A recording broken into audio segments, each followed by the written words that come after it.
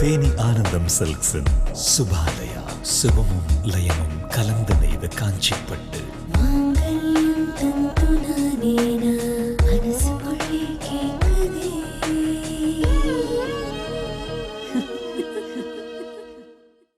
வணக்கம்.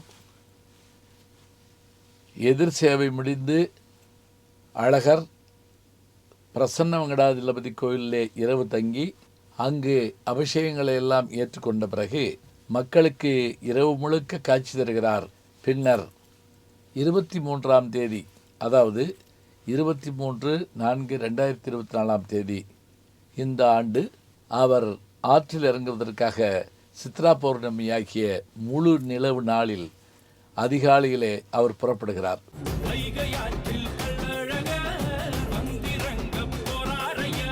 அப்படி புறப்படுகிற போது வெட்டிவேர் சப்பரத்திலே அவரை அழைத்து செல்லுகிறார்கள்.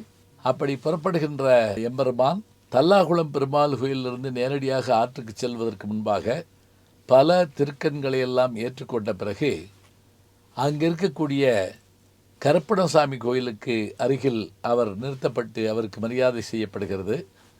அப்போது 1000 பொன் சப்பரம் இதில் எழுந்தருளச் செய்து பிறகு எம்பெருமான் அங்கிருந்து தங்க குதிரையிலே வைகை ஆற்றை நோக்கி செல்லுகிறார். எப்படி திருமாலிருஞ்சோலை பழமையும் பெருமையும் மிக்க ஒரு வரலாற்று சிறப்புடையதோ அதுபோல வையை நதியும் அதே சிறப்புடையது தான். பரிபாடலிலே வையை நதி குறித்த செய்திகள் பல சொல்லப்படுகின்றன.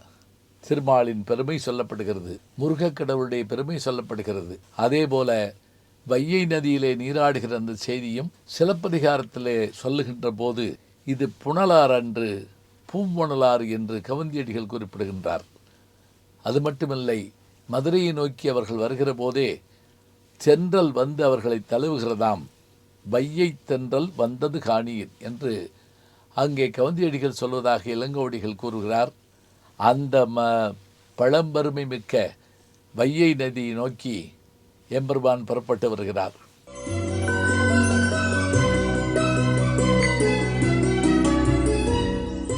நாயக்கர் காலத்திலேயே அழகர் மலையிலிருந்து புறப்பட்ட கள்ளழகர் சோழவந்தானை நோக்கி செல்லுகின்ற பாதையிலே வைகையினுடைய வடகரையிலே தேனூர் என்கின்ற அந்த ஊருக்கு சென்று வந்ததாக ஒரு வரலாற்று குறிப்பு இருக்கிறது.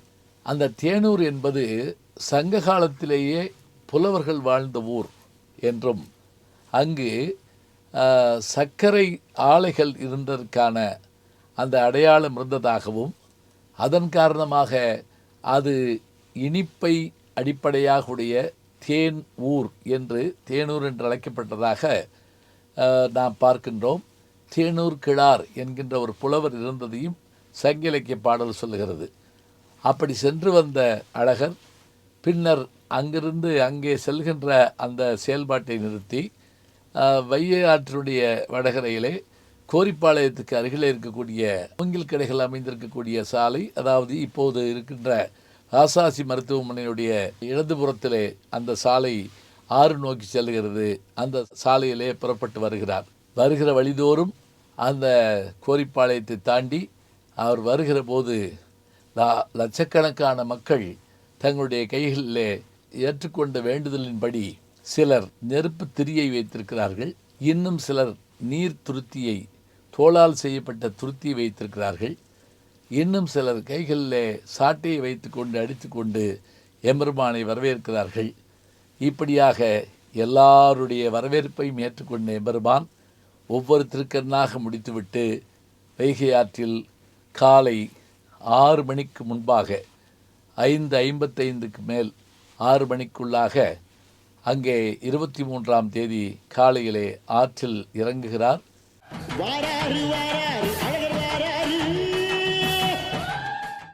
நீர் இருந்தாலும் நீர் இல்லாவிட்டாலும் அங்கே ஒரு மண்டபம் அமைக்கப்படுகிறது.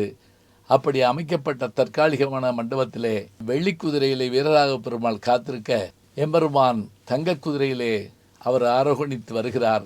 அழைத்து வருகின்ற சீர்பாததாயிலும் மேலே இருக்கின்ற அர்ச்சகரும் அவர்கள் மீது படும்படியாக அத்தனை பக்தர்களும் நீரை பீச்சுகின்றார்கள்.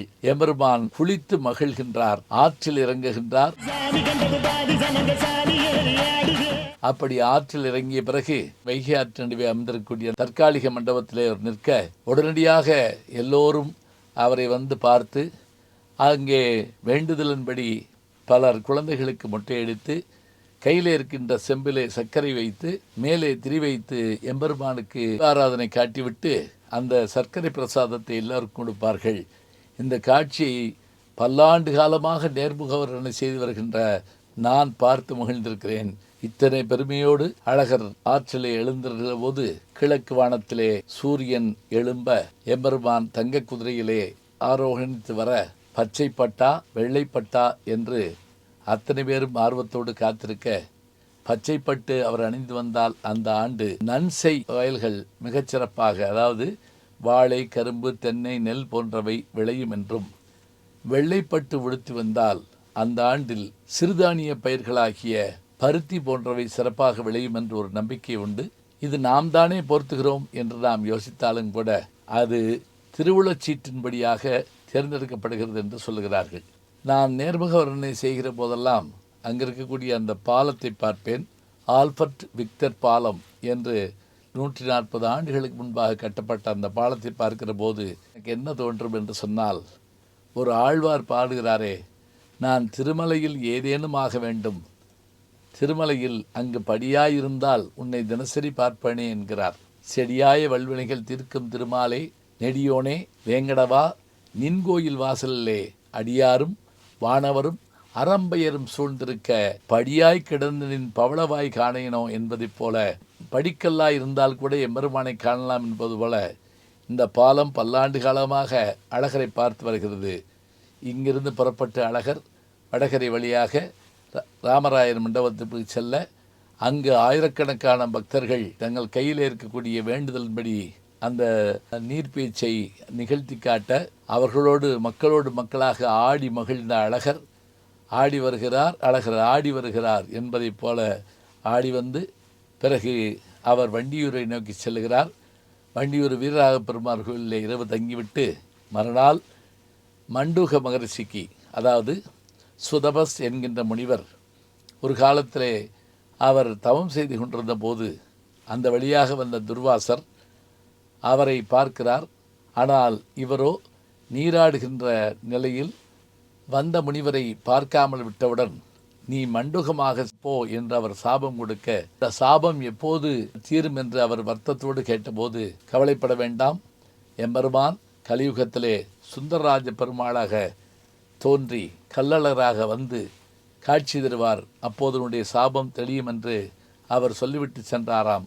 அதன்படி மண்டூக மகரிஷிக்கு அந்த சாபத்தை போக்கிவிட்டு பின்னர் அங்கிருந்து எம்பெருமான் புறப்பட்டு ராமராயர் மண்டபப்படியை நோக்கி செல்கிறார். அங்குதான் தசாவதார நிகழ்ச்சி நடைபெற இருக்கிறது. அந்த நிகழ்ச்சியை நாம் தொடர்ந்து காண இருக்கின்றோம்.